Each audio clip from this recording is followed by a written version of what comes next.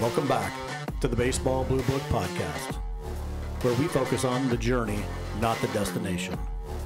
Brought to you by the Baseball Blue Book app. Are you in the book? And now, your host, Eric Wobanaw.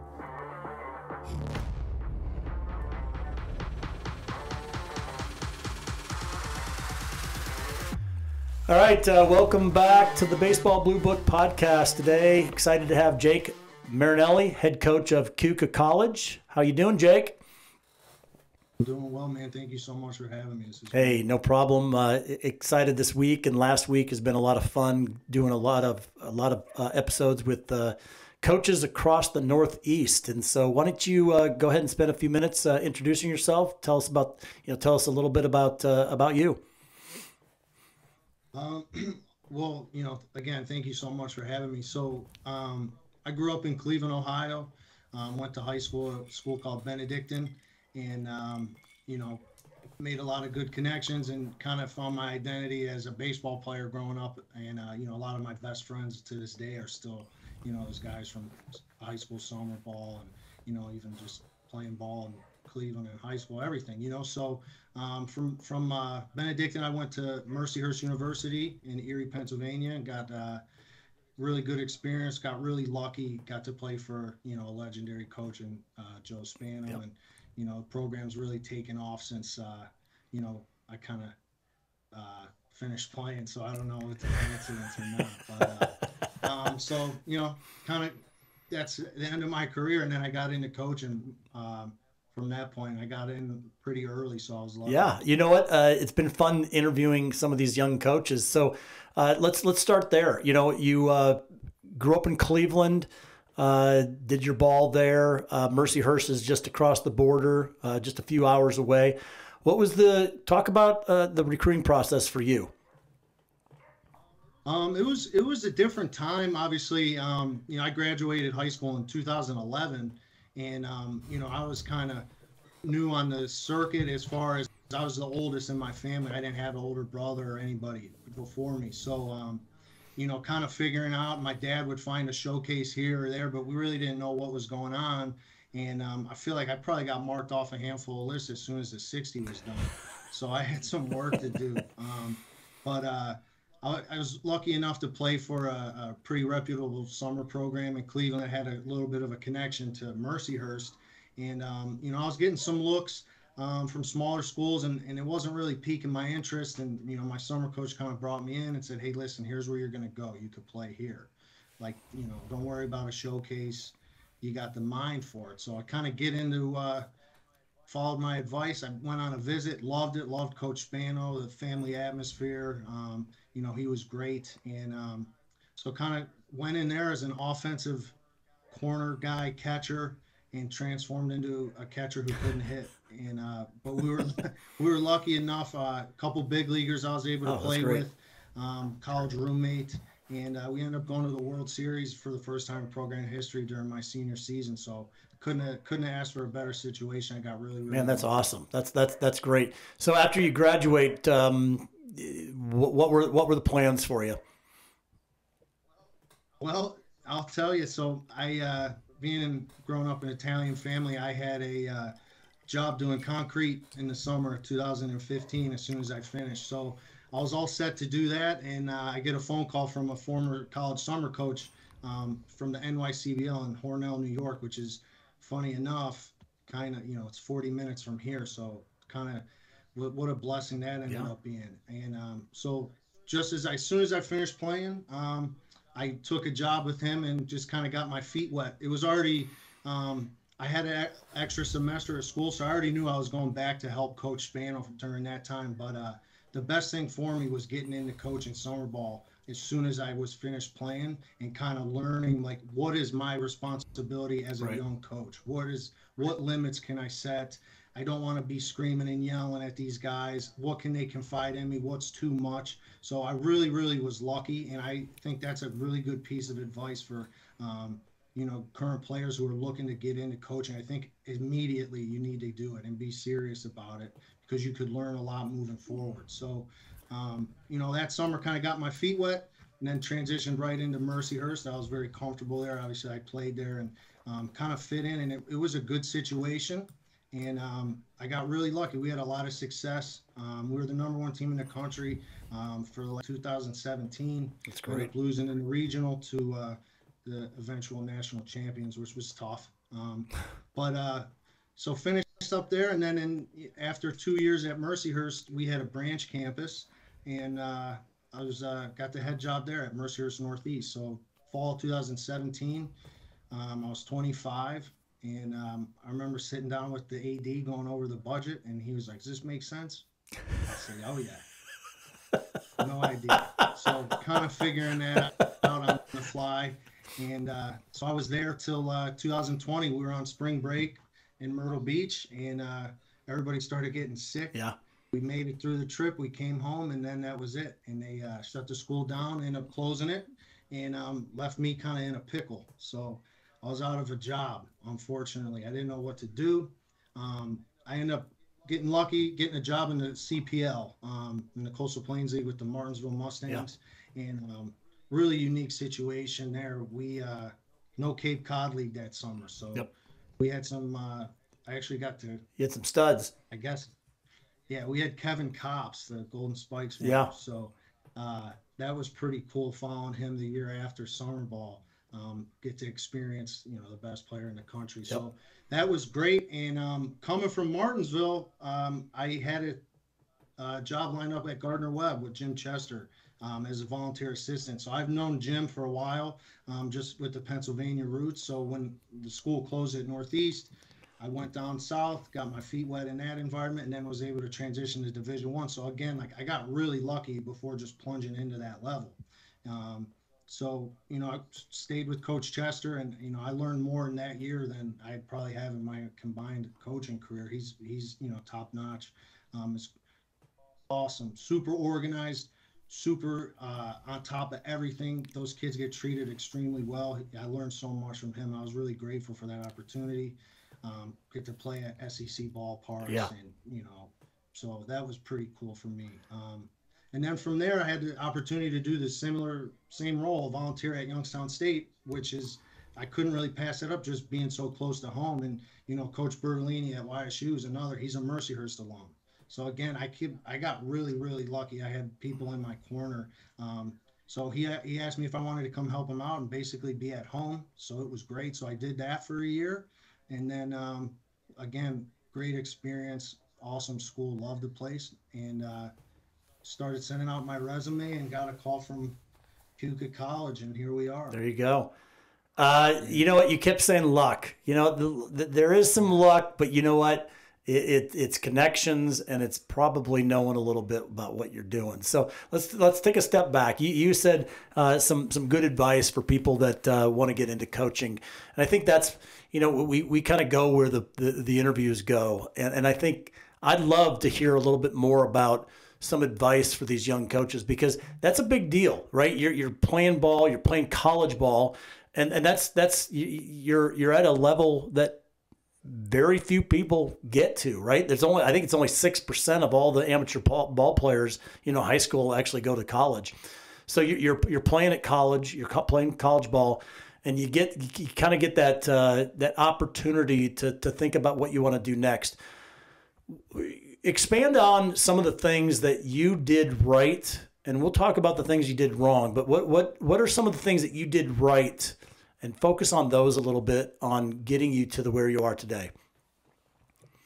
I think that, like, first of all, you kind of embrace your role, right? Like, it's not a glorified position when you get in an entry level. Like, you're going to be throwing BP all day, 5 days a week. You're going to be washing dirty pants and maybe underwear, socks. You're going to be doing it and folding it for guys that maybe you just played with, or that you didn't get along with. Now you're folding their underwear for them. But like at that point, you kind of just have to bite the bullet, pay your dues, and like put your nose down and work. So I think just kind of doing the little things that are very important, like they are super important, because they go a long way. There's nothing like showing up to the field and having your stuff hanging in your locker clean. Yep. Right? That brings a sense of energy to you. Or having washed clean towels for the shower after practice. Like if you embrace that, embrace meeting those guys for early work, always be available to hit them fungos, throw BP. They'll get your, trust is a huge word. You'll get the trust of the players.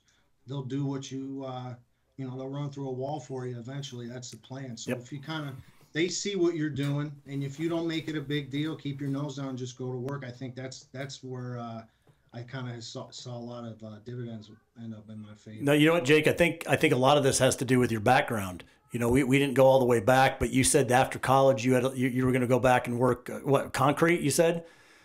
Yeah, one of my dad's buddies on the side. I guarantee you knew how to work, right? I've had a handful of jobs. I was lucky. I was raised. My dad's a good guy. Well, no, and I bring that up because there is a lot of there's not a lot of glory at that beginning stage, right, of coaches, and you kind of alluded to it, right?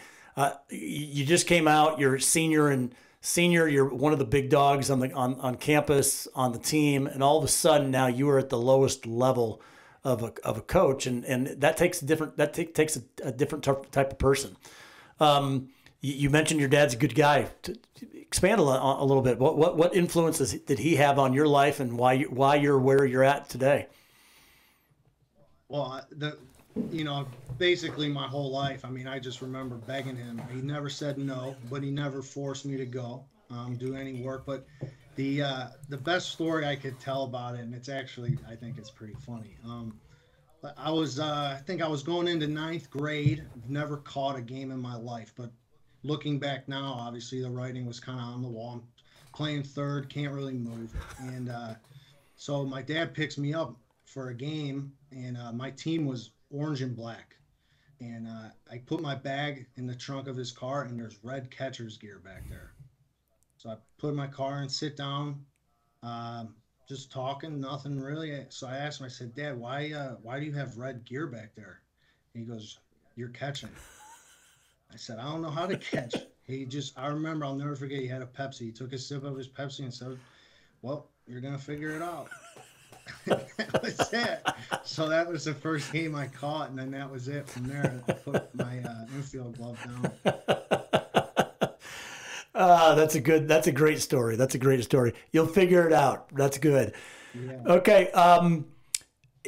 So you've gone through a lot of these things. You're now where the school that you're at. What are some of what are the biggest challenges that you had in this journey? You talked a lot about being blessed, being lucky. There had to have been some times. I mean, you did say I was out of a job at that one particular time, and something turned pretty quickly. What were some of the biggest challenges that you had, and maybe the biggest screw ups that you might have made, and things turned out well, or you used that as an opportunity to learn and grow? I would definitely say taking over the program at a junior college with limited resources was extremely tough. When I first got that job, the first time I met the team, I just said, let's just meet in the dugout before practice. I didn't even know anybody's name. And we just kind of went out there and played like a BP game and saw who could play ball. And I wish I would have done that differently. I wish I would have got to meet the guys. I was just, right, but probably not winning the league on day one of practice. So Yeah. I think kind of taking a step back and getting to realize, all right, I got to get these guys to want to play for me. We can't just shove baseball down them all the time, right? So I think that was something that I learned about through experience, was the relationships are number one, not the game. So I think that was something that was really beneficial for me. And then I'd say, like you mentioned it earlier, the toughest part was, I mean, it was a junior college, so that was the first year I had my whole team, everybody I recruited. And we were close. I love that team. I still talk to all those guys to this day. And when they pulled that out from us, that was a gut punch. Yeah. I obviously thought we were going to be really good. We only got in 6 games, but I was excited. And they took it away. And now I'm like, well, now what? Like, I think these kids are going to be good. What's going to happen to me? Kind of being a little bit selfish. And, like I said before, I got a call from Coach Chester, who, he saved me big time, keep me in the game, and I was very, very lucky. So, going down there, and then you kind of realize like you can't take this for granted. Sometimes I'd be frustrated with our situation at Northeast, whether it be financial or facilities, and then taking a step back as a volunteer, you realize like that was a fantastic job. I was really lucky. That's great. So kind of working as hard as I could to get back into something stable like that, and I'm really happy that I was able to end up at Keuka and find the same type of balance. You bring up a really good point. It's those times. It's tough to put yourself back into those really really difficult challenges that you've got, because I'm sure you're going through all those things, the budget constraints, and then all of a sudden losing the job. At that time, it had to have been a real, challenge for you to figure out what you want to do. But, coming out of it, it's good. And the other thing is, a lot of people, this COVID thing, people don't realize what the effect it had on the actual coaches. I mean, you literally lost an entire program because of this. And there's been a number of those programs that have kind of just shut the door and said, we're done. And so as a coach, that had to absolutely been a real challenge for you, but that hard work and constantly going it sounds like is really what got you where you are today. Talk about Keuka. What do you love about it? What was the best thing about it, and what was the thing that you looked at and said, man, I think I could really make a difference here? First of all, is the location's like second to none. It's right in the Finger Lakes in New York, about an hour south of Rochester. Yeah. We literally have dorm rooms with a private beach, and I was a little bit aggravated when the guys moved back in, because that was my beach for a little bit this summer. So, but the location's amazing, beautiful right now with the leaves changing, and it's a picturesque campus, and it's a unique place because our athletic director is a young guy. He's very excited, very supportive about athletics. We have our beautiful baseball facility that's fully maintained by a grounds crew, which I was really happy to hear about, because it is grass. And, we have, good facility. It's clean. It's well taken care of. And again, like when I drove and saw the campus, I believed what I was looking at. I just kind of fell in love right away. And I think that there's a really good opportunity for, people. It's in a pretty centralized location. Yeah. Get kids from, a handful of areas that come in and play baseball at Keuka, and, at a beautiful place on a beautiful field. We look good too. I really like our uniforms and our logo. Our colors are good. So I think that there's a lot of opportunity for guys to get excited and come in here and work hard, develop a little bit, and then get degrees and move on. You have a passion like a player. Let me just share that with you. You are.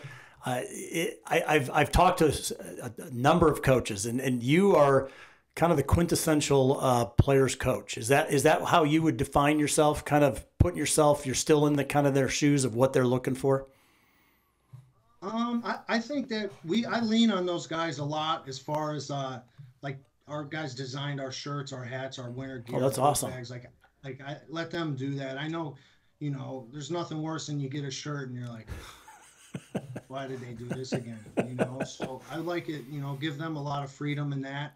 How we want to look, what do we want to do, what do we want to wear.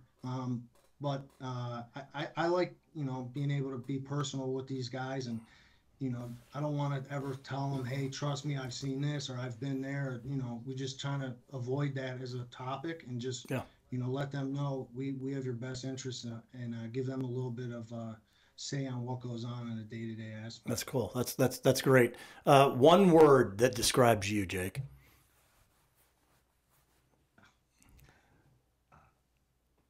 I would say I'm lucky. Are you really lucky? I heard a lot of stories of a lot of hard work.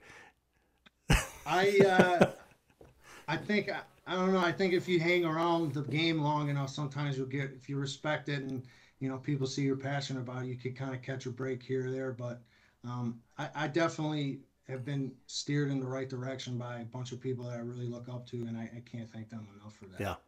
Yeah. Appreciative. I think you're definitely, and again, this is my opinion, right? We just met, and I think I love you already. We could do multiple interviews.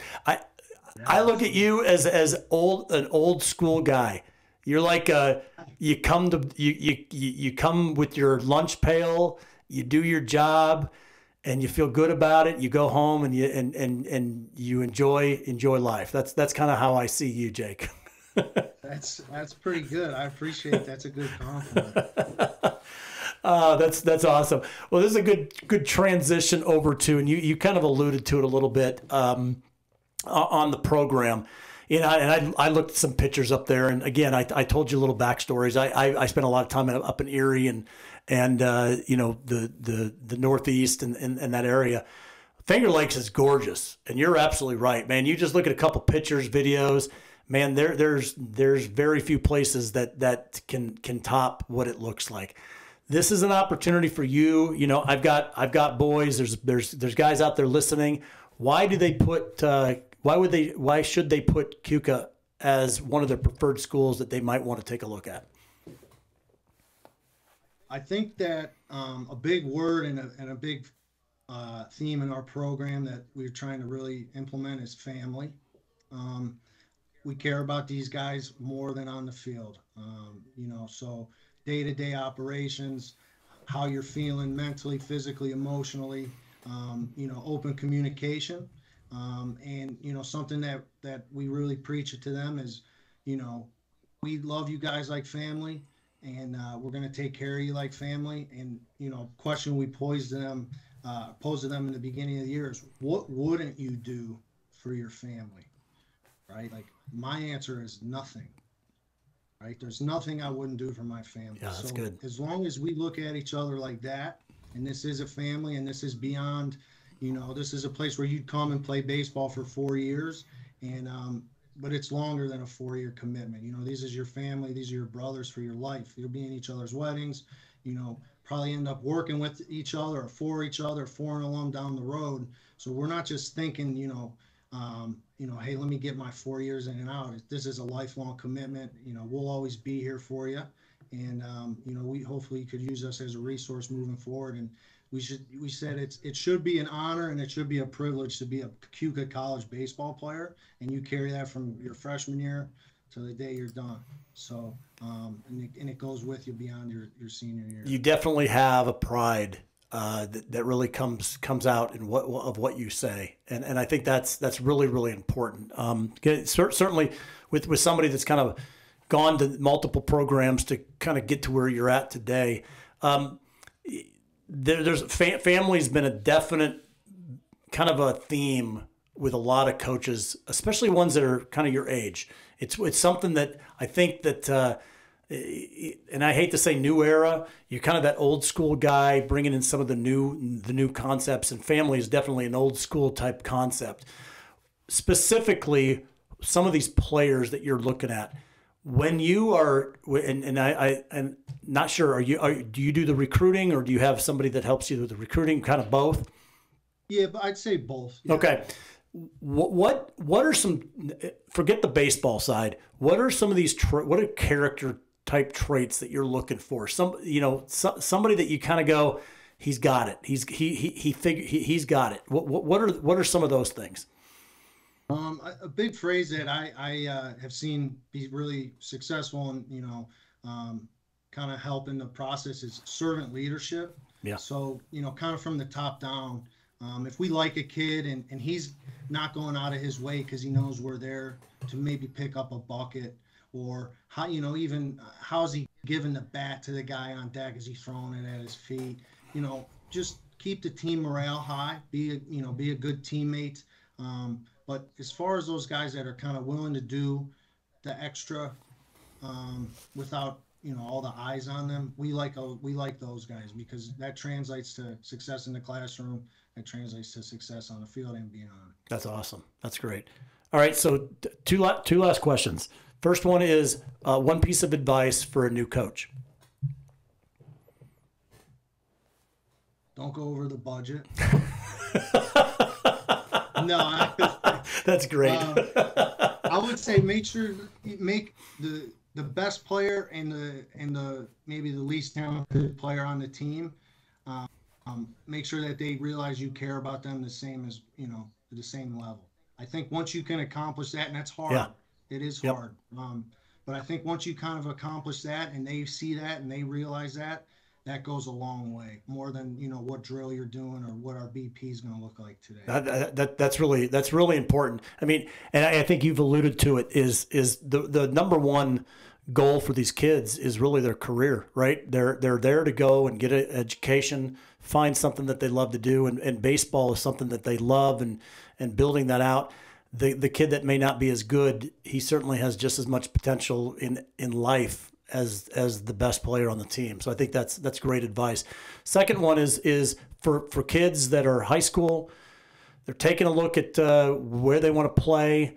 They're even debating if they want to go play in college. What is some of the best advice that you maybe if you've received, or best advice that you could potentially give them?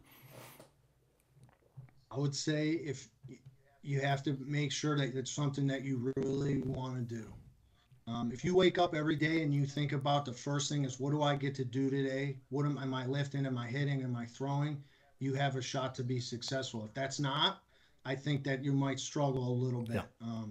But you know, got to have guys. You got to love it. It's going to be a huge commitment, not just for, you know, the spring or the fall or the winter. It's all year. Yeah.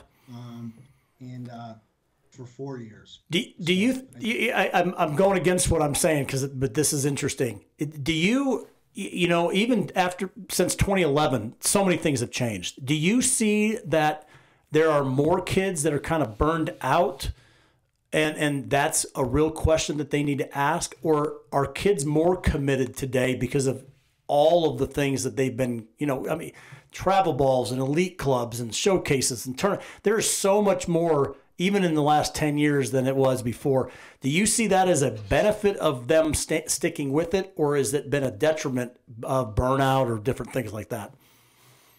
I think it's kind of double-sided. I mean, you know, I definitely love kids that play multiple sports in high school, Okay. just figuring out different ways to win. Yeah. Whether a wrestler, football, basketball, soccer, you know, we like those guys. And then you have the guys who are more concentrated that are, you know, usually baseball obsessed, and they know, you know, all the movement patterns and all this stuff that they've been getting from focusing on baseball. And I think you could kind of blend it together. However, though, I do see a handful of guys in tournaments and stuff where it almost looks like maybe they would rather not be there, and I don't know what that's accredited to. Yeah. But I think it kind of both ends of the spectrum. No, that's good, great answer. Great answer, Jake. This has been a lot of fun. Thank you very much, man. You know, you were on it. You're passionate. The program is fortunate to have you. I don't think it's luck. I think it's hard work. I think it's dedication. I think it's passion. It comes through in everything that you say, and we're excited to watch it and see where the program goes. And man, if you're there for 40 years and raising a bunch of great kids and you know, developing leaders for tomorrow, that's great. Or if you go on and you're the next Phillies manager and hey, well, if we're here for 40, you'll have to come on my boat. I'm going to get one if I'm here. There you go. Finger Lakes, good place to be. Good place to be. Yeah. Well, Jake, thank you very much. I really appreciate it and looking forward to watching the program and your success. Thanks, Eric. Hey, no problem.